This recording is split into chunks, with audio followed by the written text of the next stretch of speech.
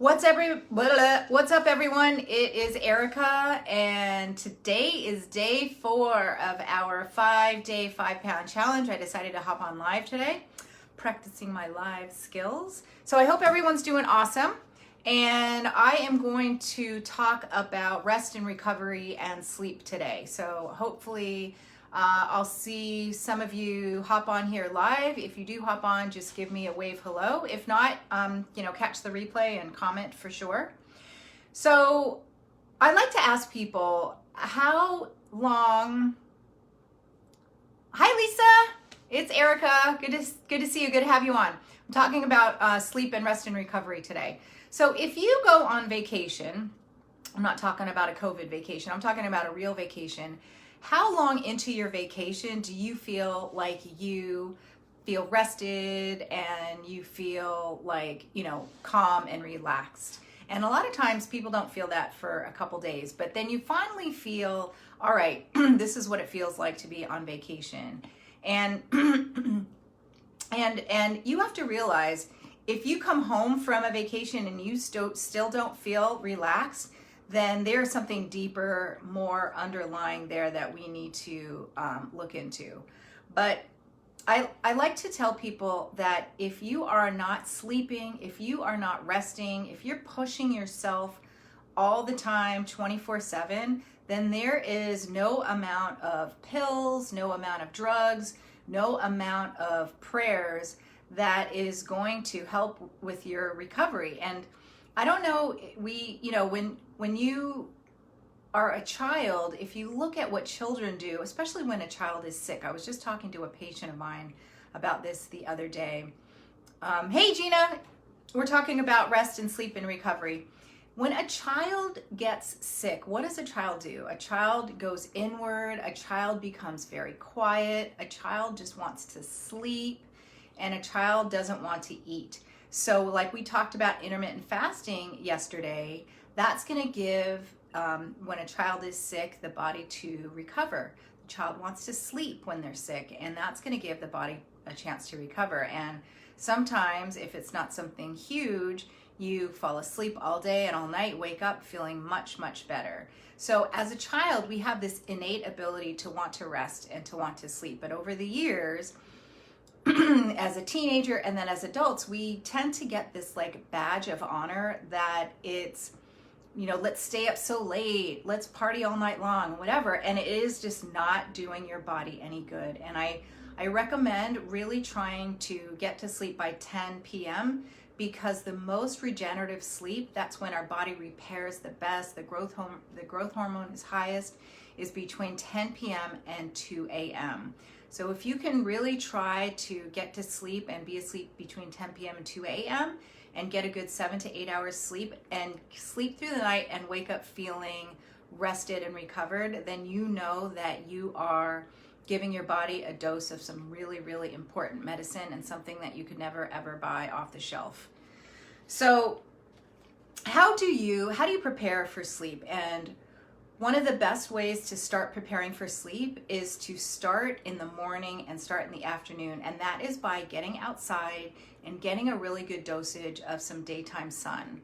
And what that does is our body has these innate internal clocks called the circadian rhythm. And these clocks are synced with the rise and the fall of the sun. And this is the way our body was designed, and our body knows what to do based on these biological clocks. So our appetite, our cravings, our immune system, our digestive systems, all are really linked to these biological clocks. And I like to kind of say that the healthier we are, the more in tune we are in line with these biological clocks of the rise and the fall of the sun, the healthier we are, the more health we're giving to our bodies.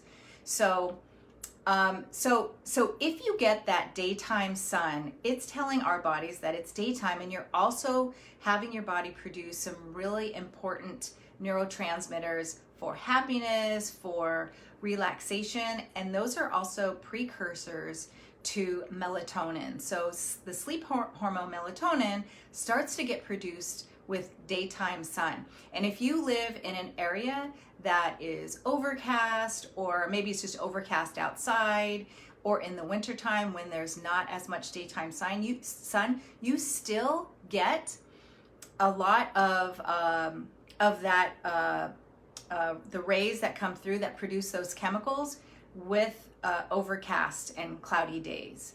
So, you can still make sure you go out when it's snowing, when it's raining or overcast, or even in the wintertime. And if you have a really hard time waking up in the morning, or maybe you've heard of seasonal affect disorder, there's a happy light, a light that mimics the rise of the sun that can really help with that. And then you also want to make sure you're getting ample amounts of vitamin D. So I'll put a link in the comments too about, there's one on Amazon that you can get. I think it's like $25 or $30. And if you're having a hard time waking up in the morning or regulating your sleep, I think that would really help. And the other thing we talked about in the group was cutting your screen time down to about 2 to 3 hours, turning it off before you go to sleep. And I know that's really hard for a lot of people, but if you're working until the wee hours of the morning, maybe you should kind of reevaluate and see, gosh, I'm working all day and now all night, and where is the time for yourself? Where is the time for maybe taking a walk or talking with somebody that you love? So if you have to be occasionally on your screen, you can download for your computer an app called Just Get Flux, and that helps block the blue light, because those screens are emitting, I think everyone knows by now, a blue wave that blocks the melatonin production in our body.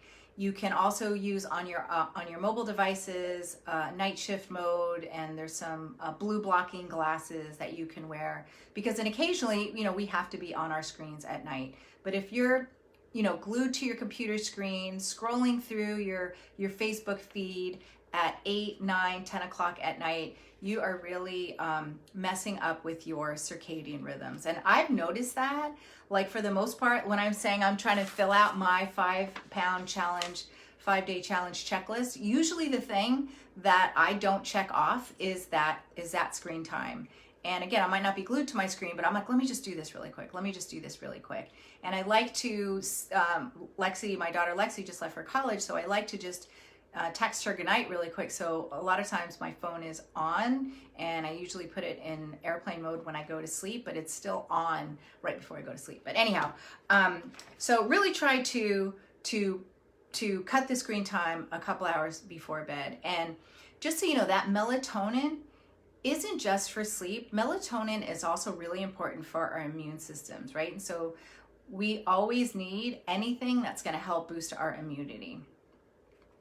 The other thing you can do to help with your night sleep is you can change out a lot of the light bulbs in your house. So that overhead lighting that we have during the evening is basically telling our bodies that it's daytime. So a big joke that I have with my daughter Elise is, in her bedroom, she has these lights on that she loves. She got them, for Christmas, but they're bright, right? And I said, your body thinks it's high noon right now, but luckily it has a switch that can turn it to a more softer hue. So it can turn it to orange, kind of a red hue. And that's what you can do. You can swap a lot of your light bulbs, your LED light bulbs, out for a softer bulb, so more of an incandescent bulb, or you can just use, avoid overhead lighting and use lamps or lamp shades. And on my nightstand, I use a Himalayan salt lamp, which I love. You can use candles, you can use, our bodies were designed to have nighttime sun with a campfire, right? We're not always going to have access to do that. I don't use candles, so I love my Himalayan salt lamp. And okay, so I'm sorry, I had a phone call just come in right now. I had to answer it really quick.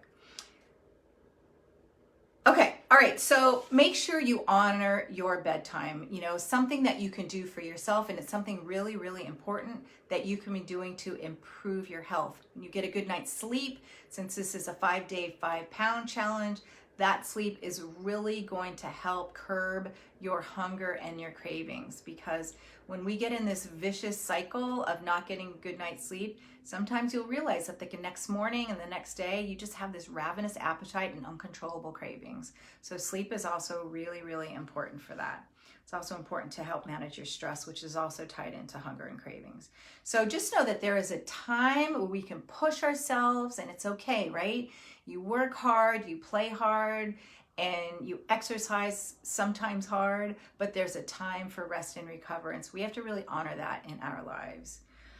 So the other really good hack I have for trying to fall asleep or get a good night's sleep is you can listen to something called binaural beats. And you have to listen to binaural beats with a headset or some headphones, because you have to listen to it in both ears. And it's really cool once you listen to it. And that's going to really set a certain frequency in your brain to help calm it down and prepare you for sleep. So I'll also put a link for that name, binaural beats, in the comments below. So a lot of super easy and free tips that you can implement to help with your lifestyle, your hunger, your cravings, and sleep, rest, and recovery should be king, right? Sleep should be king, should be top of the list. And it's something that once you start doing on a regular basis, it will become easier and easier to do. So I hope that helps, and I will see you in the next video. Take care.